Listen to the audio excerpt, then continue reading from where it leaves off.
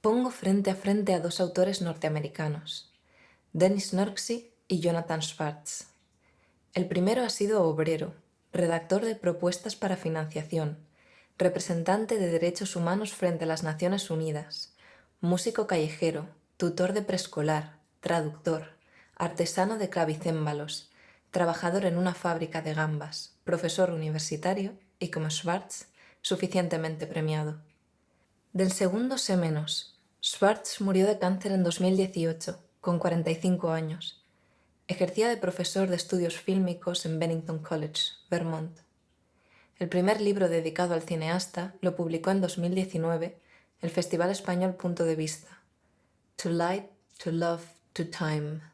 En la cuarta página del noveno libro de Norksey hay un poema llamado Albi, que pertenece al capítulo The Age of the Great Crusades, que a su vez pertenece a la antología The Border Kingdom, publicada en 2018. Norksey, en el prefacio, parece indicar que el título del libro se refiere al limbo, el segundo reino o paraíso adyacente, del latín limbus, frontera, borde o confín. Albi es la comuna francesa atravesada por el río Tarn, cuya arcilla roja colorea los ladrillos de su catedral, sus casas, sus puentes, sus palacios y molinos. Albi es, sobre todo, un lugar histórico, cuyo nombre ha sido dado a los adeptos del catarismo, los albigenses, quienes sufrieron una violenta represión entre 1209 y 1229 en la Cruzada de los Albigenses.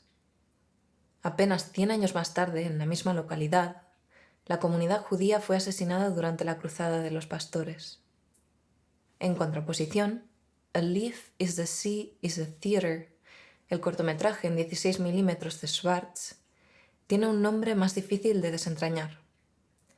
Bajo mi perspectiva, hace referencia a la unidad que subyace al gran teatro del mundo.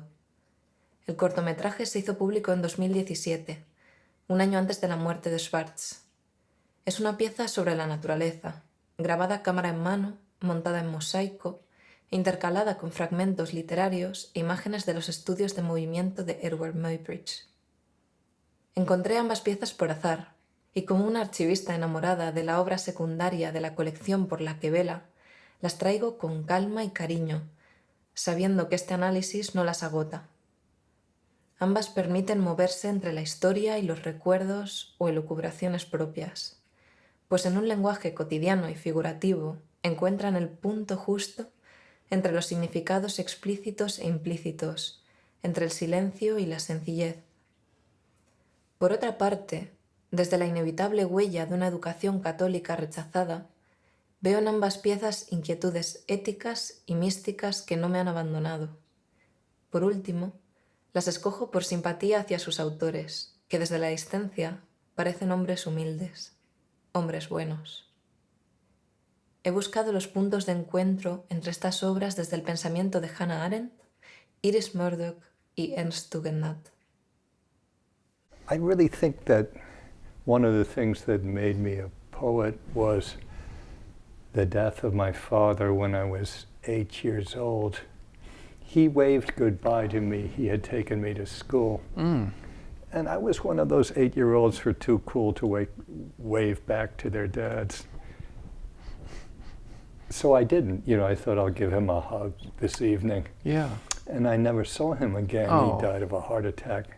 He had never been sick for a day, but that instilled in me some of the things that are serious in poetry, which is, a sense of how vulnerable human beings are, a sense of contingency that, we know the beginning of the second we're living, but we don't know the outer edges of that second. Absolutely. And it also gave me a sense, which is very important in poetry, of trying to have a dialogue with somebody who might not answer. I think that's something that a lot of poets do. Reúno a los que están y a los que se fueron, y así pregunto a Dennis Norksey y Jonathan Swartz, ¿cómo afrontan vuestros personajes la contingencia y la multiplicidad de afectos y preocupaciones que pesan sobre la vida humana? ¿Qué valor otorgáis al sufrimiento? cómo ha influido la ciencia en vuestra percepción del mundo y la vida humana. ¿Cómo señaláis hacia lo luminoso, es decir, lo grande, misterioso, lo totalmente otro? ¿El arte trasciende nuestra limitada percepción humana? ¿Qué sabéis de la humildad? Mostraré cómo los personajes dejan de lado un posible consuelo religioso, optando por una actitud mística que desplaza el yo del centro de su atención, con su avidez, sus deseos y su miedo a la muerte, la fugacidad, el azar, para alternar la mirada entre el detalle de las cosas y la unidad que las recorre. Señalaré la ausencia de valor intrínseco del sufrimiento para Nurksy y Schwartz, así como la integración o disolución de la ciencia en sus lenguajes metafóricos y sensoriales. Por último, en una posición entre la advertencia de Arendt frente a la influencia limitante de la ciencia sobre nuestra percepción del mundo y la exaltación del arte de Murdoch, cuestionaré la capacidad del arte para trascender las limitaciones egoístas y obsesivas de la personalidad humana.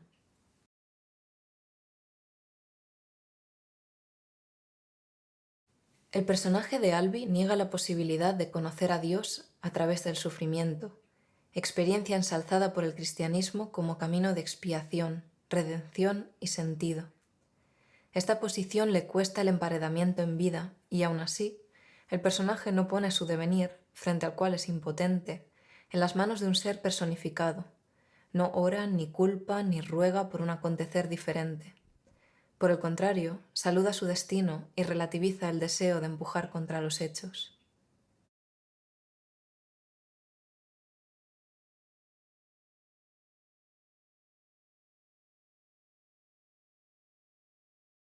Así, en un ejercicio de aceptación, se retira del mundanal ruido, desprendiéndose de la carga de los deseos y preocupaciones que pesan sobre el ser humano. Pero no entendamos esta postura como un refugio en una actitud meramente pasiva, sino un deshacerse del exceso emocional innecesario. Como en la mística de Eckhart, descrita por Tugendhat, la actitud del personaje no constituye un retiro, sino una permanencia en medio de las cosas y las gentes.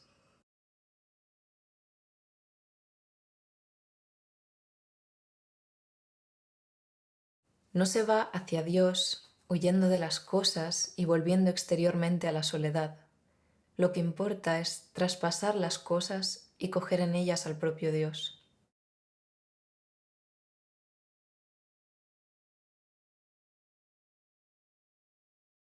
Por su parte, el Life is the Sea is a Theater, no haciendo nunca referencia a una instancia superior, construye varios personajes que encarnan la mística taoísta descrita por Tugendhat.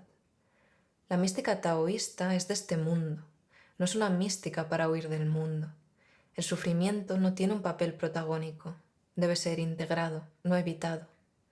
El problema de la mística taoísta no es, por tanto, el sufrimiento, sino los excesos de la voluntad. Excesos de los cuales carecen el personaje narrador y el ratón, que aceptan tranquilos el azar y la muerte, y transmiten en el tono y las palabras la conciencia de la propia pequeñez ante el mundo y sus circunstancias. I sat there twiddling my thumbs until a large hawk flew over me. I could see that it held a mouse in its talons. "Goodbye, little mouse," I said. "I'm just going for a little ride. I'll be back, trust me," it said. I waved to him and he was gone. ¿Cómo se da esta aceptación de lo dado?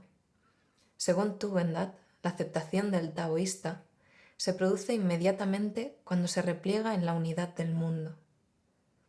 A mi parecer, tanto el título del cortometraje como las imágenes del detalle de las hojas, la hoja en sí, el bosque, la hoja en movimiento, la bailarina de Muybridge en movimiento, el mar en movimiento, es decir, la multiplicidad de las formas, remiten a la percepción mística de la unidad y la compenetración de todas las cosas. Ambas obras son antídoto a la alienación del mundo que preocupa a Arendt. Bajo su punto de vista, el anhelo científico-técnico de superar nuestra falible percepción sensorial habría acabado con la validez de nuestras preocupaciones antropocéntricas, es decir, verdaderamente humanistas.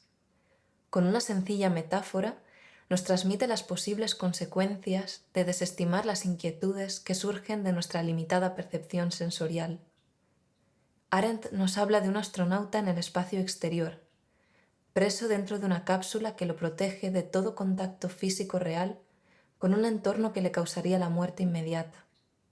Este hombre no puede conocer nada que no sea a sí mismo y los objetos hechos por su mano, por mucho que anhele eliminar todas las consideraciones antropocéntricas de su enfrentamiento con el mundo no humano que le rodea.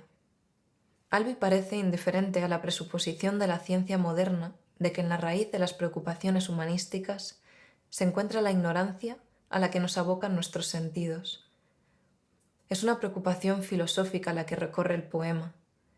¿Cómo entender y sentir, porque lo primero no puede darse sin lo segundo, la relación con lo grande, lo misterioso, lo totalmente otro?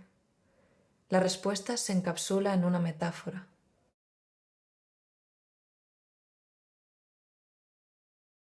No es la piedra que ve el geólogo, el mampostero, el escultor o el caminante. Es la piedra que se ve desde la humildad murdoquiana, cuando nos concierne lo que no somos nosotros mismos, cuando miramos a nuestro alrededor de manera desinteresada. Por otra parte, el Life is the Sea is a Theater integra los juicios científicos y es, en sí misma, en tanto que vídeo, producto de la ciencia. Las visiones no humanas conjeturadas en la narrativa, aunque relativizan la validez absoluta del juicio humano, sea este científico o humanista, no dejan de ser producto de la mente humana. A bee buzzed my nose. "Why are you doing that?" I said. "Oh, excuse me, I thought you were a tulip," it said, then flew off. I didn't know I looked like a tulip. Well, maybe when wet. Uno podría argumentar que el arte, como la ciencia y de forma inevitable, hace menos probable cada día que en el mundo circundante el hombre se enfrente con algo que no esté hecho por su propia mano y que, por consiguiente, no sea en última instancia una manifestación de él mismo con distinto aspecto. ¿Cómo sería atravesar el velo de la percepción humana?